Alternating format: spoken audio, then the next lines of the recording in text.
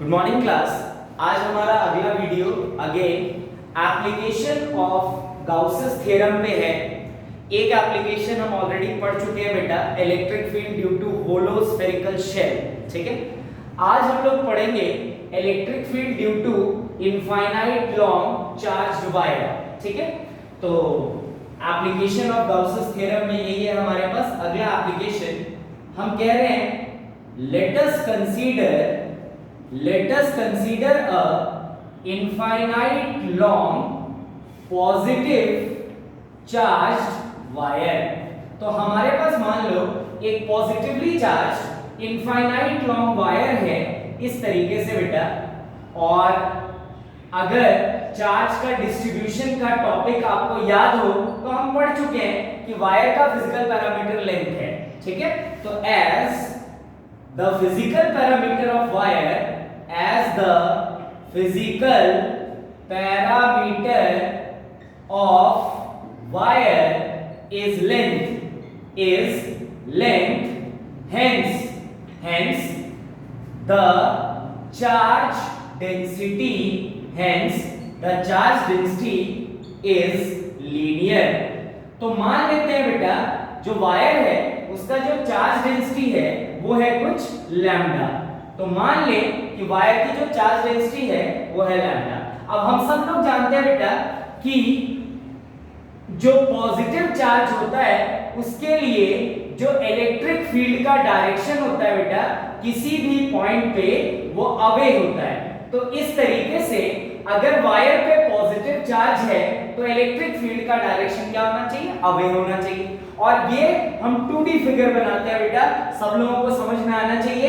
Electric field का direction बाहर भी होगा और पीछे की तरफ भी होगा। तो ये हो गया आपके इलेक्ट्रिक फील्ड का डायरेक्शन।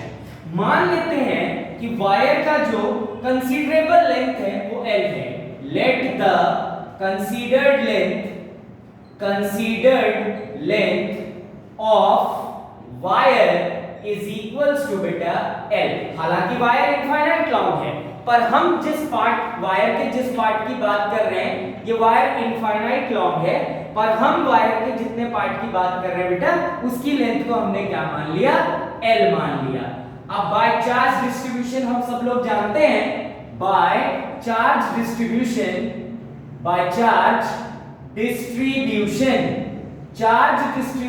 के हिसाब से हम सब लोग समझते हैं कि लैम्डा इज इक्वल्स टू क्या होता है बेटा? चार्ज पर यूनिट लेंथ। इस पे चार्ज छोटा सा मान लेते हैं तो लैम्डा इज इक्वल्स टू क्या लिख सकते हैं बेटा? Q by L, चार्ज पर यूनिट लेंथ। अब अगर तुम यहाँ पे देखो तो मैंने तुमको बताया है कि गाउसेस थ्योरम में हमें एक गाउसियन सरफेस कंसीडर करना पड़ता है, और चूंकि ये कॉन्टिन्यूअस चार्ज है बेटा तो यहाँ पे मैंने तुमको बताया कि दो ही गाउसियन सरफेस हमको एसोसिएट करने होते हैं बेटा, एक होता है सिलिंड्रिकल और एक होता है स्फेरिकल। तो अगर यहाँ देखा जाए तो यहाँ जो गाउसियन सरफेस हमें कंसीडर करना पड़ेगा बेटा, स्फीयर से ये सारे के सारे फील्ड लाइंस इनक्लोज नहीं हो सकते, इसीलिए हमें जो यहाँ पे कंसीडर करना है बेटा गाउसियन सरफेस, वो गाउसियन सरफेस होगा सिलिंड्रिकल। तो ये आ गया आपका तुम्हारा सिलिंड्रिकल गाउसियन सरफेस। और सबको याद होना चाहिए गाउसियन सरफेस का मतलब होता है that imaginary surface which is to be considered in such a manner that all the electric field lines can passes from that surface. तो अगर तुम देखो तो बाहर से भी पास होगा और पीछे वाले भी पासेस होंगे। तो अब अगर बात किया जाए एरिया ऑफ सिलेंडर की बेटा, तो एरिया ऑफ सिलेंडर हम सब जानते हैं होता है 2 पाई RH। 2 pi RH is the area of cylinder. तो मान लेते हैं सिलेंडर का जो रेडियस है बेटा वो कितना है? R है। क्लियर हो गई बात सबको?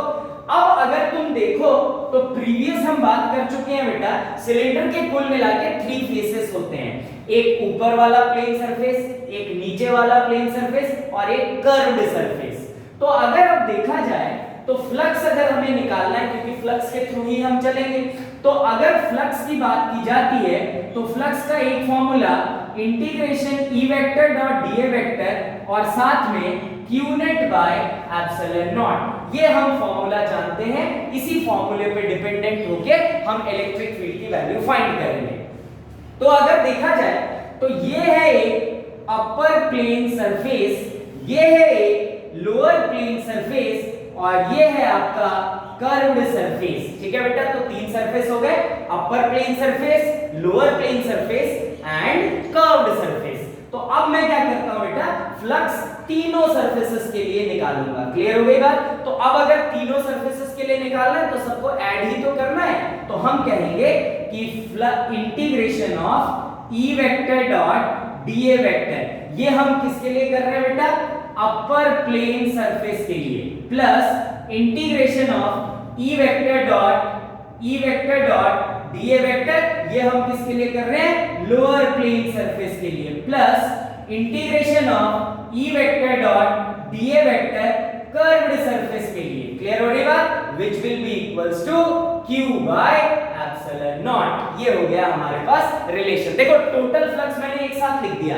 अपर प्लेन से ऐसे ही करेंगे, अलग अलग फ्लक्स निकाल के सबको ऐड कर देंगे। तो मैंने अब इसको एक ही इक्वेशन में लिख दिया, flux through upper plane surface plus flux through lower plane surface plus flux through curved surface. Clear हो रही है बात सबको? तो इसको मैं क्या लिख सकता हूं बेटा, E dA cos theta plus E dA cos theta plus E dA cos theta which will be equals to Q by क्या दोस्तों, एप्सिलॉन नॉट। तो अब अगर देखा जाए तो अपर प्लेन सरफेस के लिए जो एरिया वेक्टर होगा बेटा वो ऊपर की तरफ होगा, इसी तरीके से प्लेन लोअर सरफेस के लिए एरिया वेक्टर नीचे की तरफ होगा और कर्व्ड सरफेस के लिए एरिया वेक्टर का डायरेक्शन इस तरफ हो जाएगा। तो अब अगर देखा जाए तो प्लेन सरफेस की बात करें तो देखो अपर प्लेन सरफेस में एरिया वेक्टर जो होगा वो परपेंडिकुलर टू द सरफेस होगा, मतलब कि एरिया वेक्टर जो है ऊपर की तरफ और इलेक्ट्रिक फील्ड इस तरफ, तो एंगल कितना हो जाएगा बेटा, 90 डिग्री। या तुमको इलेक्ट्रिक फील्ड इस डायरेक्शन में भी कंसीडर करना है तो भी 90, इस डायरेक्शन में कंसीडर करना है तो भी 90, इसी तरीके से लोअर सरफेस का भी ऐसा ही हो जाएगा। तो area vector is perpendicular to the surface और इलेक्ट्रिक फील्ड इस तरफ, किसी भी डायरेक्शन में देख लो, चाहे इस तरफ देखो, चाहे इस तरफ, चाहे फॉरवर्ड, चाहे बैकवर्ड। तो प्लेन सरफेसेस के लिए तो क्या हो जाएगा बेटा, थीटा का वैल्यू 90 डिग्री, इसके लिए भी थीटा इज इक्वल्स टू कितना, 90, इसके लिए भी थीटा इज इक्वल्स टू कितना, 90। अब कर्व्ड सरफेस की बात करते हैं तो देखो इलेक्ट्रिक फील्ड इस तरफ और एरिया वेक्टर भी इस तरफ, तो कर्व्ड सरफेस के लिए थीटा की वैल्यू कितनी हो जाएगी दोस्तों, 0 डिग्री हो जाएगी।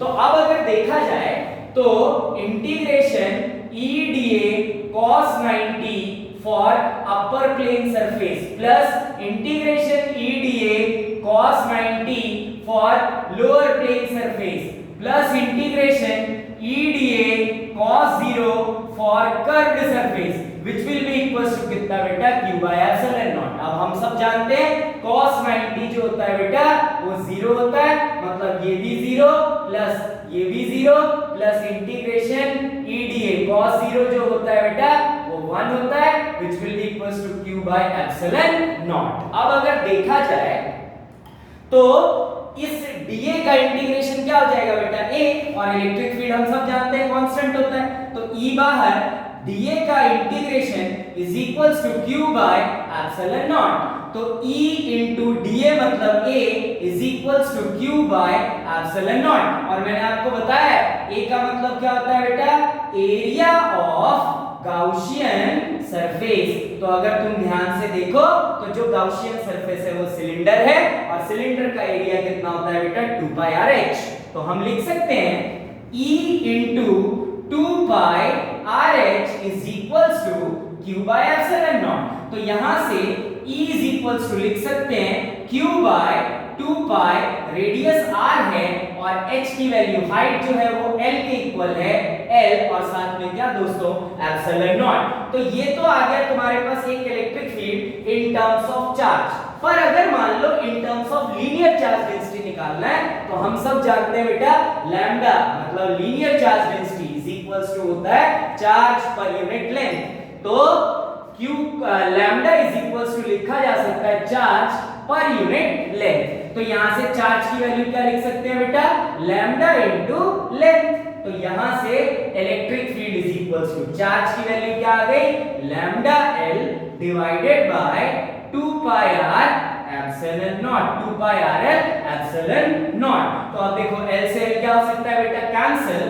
तो electric field due to infinite charge long wire जो आएगा वो आएगा 2 pi r epsilon naught. This is the value of electric field due to infinite long wire by Gauss's theorem. तो अगली क्लास में हम एक और एप्लीकेशन पढ़ेंगे गाउसेस थ्योरम का। Thank you.